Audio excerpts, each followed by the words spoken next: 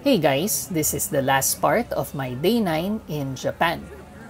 After my Nara day trip and since may energy pa ako, I dropped by Dotonbori again. I wanted to walk around the area and see more of the place kasi nung first time ko, umaambon and I was really tired kaya di rin ako nagtagal. First thing that I did was get dinner and I was craving for ramen kaya naman I went to Ichiran. Mahaba yung wait time since it's in a touristy area, but buti naman napagtiyagaan ko. This is my dinner and just the smell of it was really appetizing, kaya na-excite na rin ako kumain. Kahit an hour yata ako nagantay, sulit na rin since ang sarap talaga ng ramen ng Ichiran. After dinner, I did some window shopping and I passed by Onitsuka Tiger. I saw these cute small tote bags and it was Japan exclusive styles, and that was enough reason for me to purchase this black one.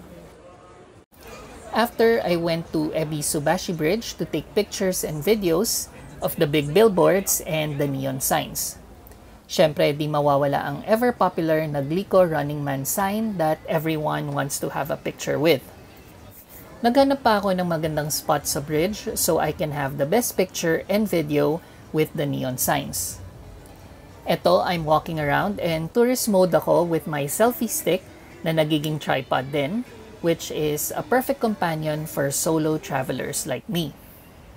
So eto guys, I'm back at Osaka Station and 10-minute walk lang to where I am staying.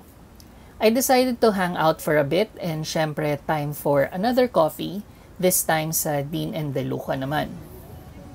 It was a long day today. I got to see Nara and I got to hang out at Dotonbori for a bit. Watch out for the next vlog to see what I did on my last full day here in Japan. Bye guys!